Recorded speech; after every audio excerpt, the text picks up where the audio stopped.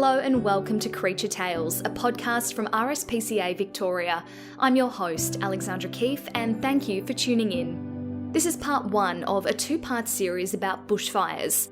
The 2020 bushfires were devastating for Australia, and we all saw the eyes of the world turn to our country while it was burning. RSPCA Victoria played a key role in helping injured wildlife during this time. RSPCA's Dr. Rupert Baker helped oversee that operation to ensure the animals that needed help received it. Dr. Rupert is incredibly experienced when it comes to caring for wildlife, and he was even the chief vet at Healesville Sanctuary during the Black Saturday bushfires. Just a note for listeners, this episode does mention euthanasia in relation to animals that are seriously injured by bushfires. Our next episode in this two-part series will be all about the Koala Hospital being built with the funds from RSPCA's bushfire appeal. Rupert, can you take me through what you remember about the Black Saturday bushfires when you were the chief vet at Healesville Sanctuary? I don't think anyone was prepared. You know, we heard all the announcements from the emergency services in the week beforehand. The temperatures were all about 45 degrees. And, you know, on the morning of Black Saturday, I remember emptying out the pool we had at home onto the house, you know, wetting everything down. And I remember thinking, you know, I think it's okay. The next day I was involved at the sanctuary when we realised that the fire could cross close by and the wind was in the wrong direction, and we actually evacuated out all of our threatened species. The day itself, it was kind of like being in mist and fog because it was so grey, it was so smoky, it was difficult to see the sun at times, and so our wildlife, although it's evolved in an environment where there's fires, you know, those fires typically were probably those kind of cool fires that occurred more frequently and often at less intensity.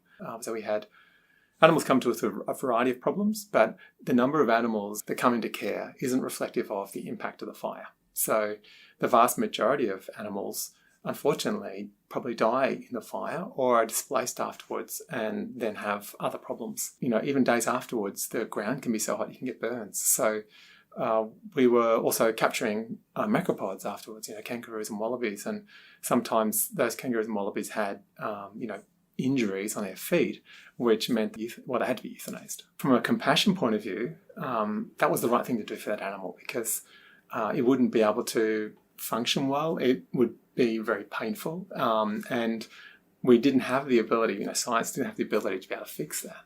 And what is it like for you treating some of these animals, and what kind of toll does that take on you? You have to keep a professional approach to what you're doing. So often you're looking at a problem and you're going, well, how do I apply my knowledge to think about this? And there are times when you stop and you reflect on, you know, the impact on what it feels like. And one of those times for me in the past was actually when after the Black Saturday fires, we at Healesville had a visit from a high Tibetan priest, and we were showing him around, and one of the things he said to me was, I was talking to him about the fact that we had all these burnt animals and there was also a large number of animals we had to euthanize. And overall, he said to me, it's compassion in action. So if you keep that in your mind, what you're doing is a compassionate act. So if the animal is, I know people love koalas because they're cute and they look like humans, you know, they've got eyes that go forward and they seem friendly.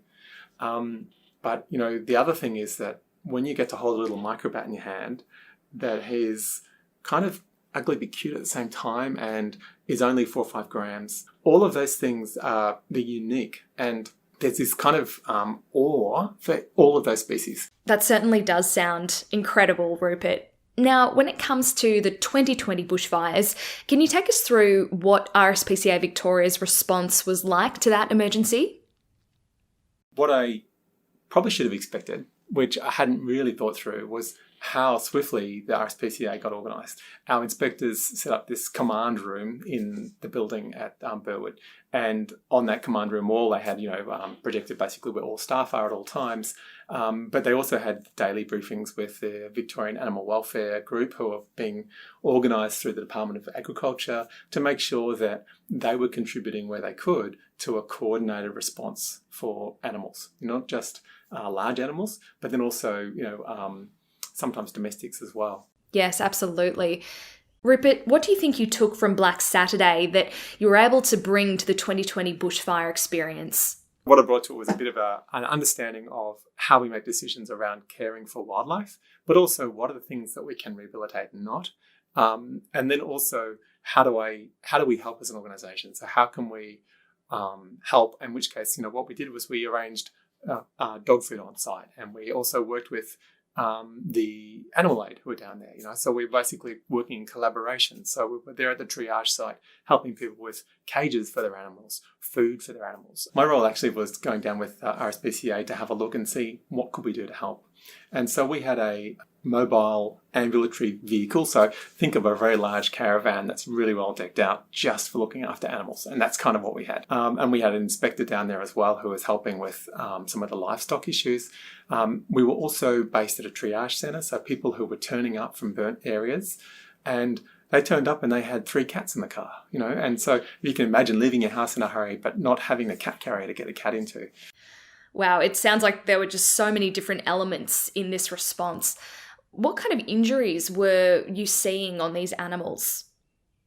Injuries are exposure to heat, so we'll get burns, we'll get smoke inhalation, and then sometimes we'll actually have problems with corneas and airways, where we might get problems to longer term, where you have problems either with eyes or breathing and respiratory tracts in general.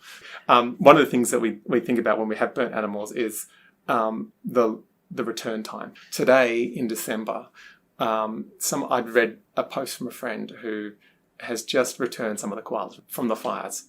So 9 months later, they're now going back. So you can see it's a really long process. And one of the things that in that process is that animals which have respiratory problems, which stop them from being able to exercise, they might be okay and get through the fire okay. We often think of the wild like a Disney film. It's beautiful and it's like little birds landing on your hands and you're dancing in circles. But actually, it's more competitive than that. You have to compete. You have to compete for food. You have to compete for mates. You have to compete to avoid predators. So, we have animals that we release. They need to be really fit and well. They need to be a triple threat. They need to be able to tap dance. They need to be able to do everything. And I can recall a koala that, we were treating for smoke inhalation, that we ended up doing a lung biopsy on, and we found out that it had all scarring in its lungs. We knew we couldn't release it. So in the end, it was only suitable to go into captivity because it really couldn't be active enough. Koalas don't really cope very well nutritionally. So we always said when you've got a sick koala, you have to stop it from dying. Because, it's going to try to die. It can't actually eat enough and get enough nutrition. So you've really got to, we actually used to blend gum leaf in a blender, and then it's like a NutriBullet with gum leaf in it, and then you make it up into a slurry, and you can add extra kind of components to it, and then you actually syringe feed the koalas. How do they take to the eucalyptus smoothies? Yeah, they're pretty good. Again, they do a bit of head. I don't really like this sometimes, but other times they get a taste for it and they'll lap it off the end of the syringe. That's incredible. Rupert, I'd love for you to tell us about what koalas are actually like. I know a lot of people have a bit of a perception that they are cute and cuddly. What would you say to that? So male koalas have 4 arms like weightlifters, right? Or bodybuilders. You've got to think of this as an animal that's used to hanging onto a tree. They've actually got 2 thumbs. So they've really got a really good strong grip. They've got sharp claws. So when you're handling a wild koala, obviously you want to be careful that you're not getting scratched. The other thing too is that they can bite when they're upset. But they can pose a challenge at times. Generally speaking, though, when they're coming in with fire burns, you can cope with them. It's not as though you're dealing with a carnivore like, a Tasmanian devil or, even a fractious cat. I would rather deal with a koala than a really upset cat, because this is a wild animal that's not used to being near a person. So it's actually stressful for him being near us. You can actually, for example, put them into a sack, and you could have their arm sticking out, and you can put a catheter in their arm while they're conscious like that.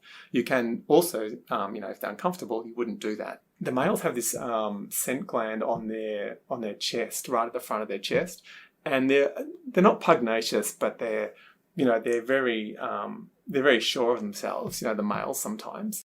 They've got some really cool behaviours. Like I like the fact that if you've got them in care and they're sitting there and they're sort of curled up and they're not looking that interested, if you put some food in front of them, food that might have been there already, but you just sort of zhoosh it up a little bit and they get a bit of interest, that's kind of nice. And then they will, typically what they eat is they actually reach forward and they sort of got this kind of little hooking motion with their hand and they pull the food towards them and then they sniff it, And so what they're really doing is they're smelling, believe it or not, the levels of certain types of metabolites in the leaf, so they can figure out whether this is a good bit or not. One of the things we do find after fires sometimes is the animals come in and they're ravenous. So they've obviously been out for often a day or two after the fire. And so when they come in, just being able to offer them food, they're onto it, and they'll eat the food that a normal koala in captivity would go, well, I'm not going to eat that bit. That's not so good, and these guys will eat the lot. And what actually goes into caring for a bushfire affected koala? They need a lot of care. So, someone once said to me that they evolved into this niche, and they've specialised themselves into just living on gum leaf. And they're as big as you can get and just live on gum leaf. They've done the science behind it and said, look, you can't get any bigger. You can't evolve any bigger.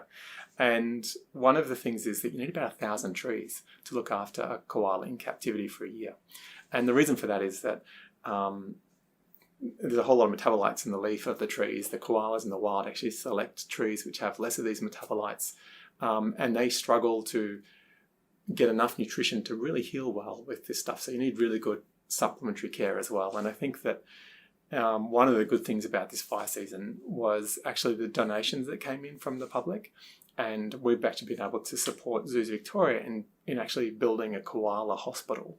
And to me, that is really great news, because I remember being Black Saturday when we were looking at this, we had to get shipping containers in and refrigerated shipping containers so we could store enough gum to look after all the koalas we had. But actually having a facility that's been designed in the first place to look after this species makes a lot of sense. And it also will mean that when we have these problems in the future, that we're a much better place to look after our wildlife. I am so excited to see the Koala Hospital come to fruition, and for listeners, that will be the focus of part 2 of this series. Rupert, on a slightly different but related topic, I'd be interested to hear your thoughts on climate change and how you think that will affect animals going forward. If we stop and think about it, in the last 10 years, there's been 3 mega fires. In the previous century, there'd only been 1. We're in a different world to the world that our grandparents lived in. And in some ways, it's got more challenges. If we stop and think about the burnt area, what it was about 12.6 million hectares. It's about the size of England, Wow. And exactly, that's the size of the area that got burnt, right? Yeah. An area that got burnt the size of England had in about 3 billion animals. So, what would be the impact? Probably 60,000 plus koalas were affected, more than 130 million mammals or more probably died. And I think that we're all interconnected. The animals that are out there are connected to humans all through our ecosystem. And there's actually an unknown number of insects that are out there. And there would be species we didn't know about that potentially have gone extinct, during this process. So, I think that it's not just the animals we know and care about, it's the ones that we don't know that are there that we should be caring about as well. So does that mean we don't really know what kind of impact this loss of ecosystem will have in future? Yeah, you're right. We don't know the impact at this stage, totally. But if we think about Australian wildlife is currently under threat. But if we stop and think about it, the things that affect wildlife are really these fires. It's the fire regime we have. It's land clearance. And then it's also introduced predators. And usually for wildlife, it's a combination of things. It's like everything. For us, when you're feeling stressed, it's not just one thing. Normally it's because there's something else going on, and you just feel a bit frayed at the edge. Well, that's how our wildlife is. One of the things besides having a competent response and, being able to look after those animals in a most humane way. But then if we want to figure out how do we target, how do we help things, populations or individual species or individual animals, how are we going to help those in the future? We need more information. And so we need to know more about what animals live where across Victoria, in what kind of bioregions are they living. Back in the 1970s was actually the point in time when we had the most biological survey going on in Victoria. It's actually decreased since then, right? So in my lifetime, it's actually gone backwards rather than forwards. And so we really need to reverse that pattern as a society, I suppose. To plan well, you need information. And, if we want to plan how do we avoid these problems, we've got to address climate change. So if you really care about animals, whether it's your domestic pet, livestock, or wildlife, or all of them, we really need to address climate change. Then, we also need information about those species because the changes have already started, and we need to be in a good position to be able to effectively, across multiple organisations, across parts of the governments, or right down to private landholders, everyone needs to be able to think about how do we best mitigate some of these things. Do you think the 2020 bushfires marked a little bit of a shift in the public's perception of endangered species and caring for wildlife? Immediate suffering, no one likes to see it. And I think that we all, it's distressing, isn't it? You see the animals and you really want to help. The fires did highlight climate change. But we also had a lot of discussion straight afterwards about COVID. If we look at the 1980s, there was a really high level of support for climate change. So the discussion about climate change and how we get everyone to understand and then act on it, and our governments to act on it, and society to act on it in different ways. And even just being able to talk about the link between climate change and then how it's going to impact on animals and wildlife, all of that stuff, it's there. And so, if you ride a horse, I think you should be thinking about climate change because, it's going to impact how productive our grasslands are. It's going to mean pastures will be different. The way you think about, shelter for your animal will need to change over time. When and where you can exercise it because it's hot. There's a whole range of things. But then if we talk about wildlife, you've got those kind of direct animal impacts, but then also we've got those impacts because it changes to the environment. Do you think we're in a better position now to face bushfires and help injured wildlife than we were in previous years? We all have an obligation to try to learn things and then make things better. So I think that, these kind of events, like I know, for example, that after Black Saturday, that the RSPCA actually ended up with this mobile triage unit. And then, the last fire season we had, that was there in Bairnsdale, actually helping. Next time, there'll be a koala hospital as well. And so that's fantastic. And I know also that, the Department of Environment and Water, those guys are actually planning now, how do we respond for wildlife in a different way? So, all of those things tell us that, yes, we will improve, but I guess, the question is, what's the challenge going to be like? You never know, but you hope that we're going to get better at it. That was Dr. Rupert Baker from RSPCA Victoria. Thank you for listening to part 1 of this series. Part 2 will be out next fortnight and will be all about the koala hospital Dr. Rupert mentioned. The best part about this project is that it was funded almost entirely by donations made to RSPCA's bushfire appeal. It's a fantastic story and one I can't wait to keep telling. I hope you can join me next time, but that is all for now, and thanks again for tuning in.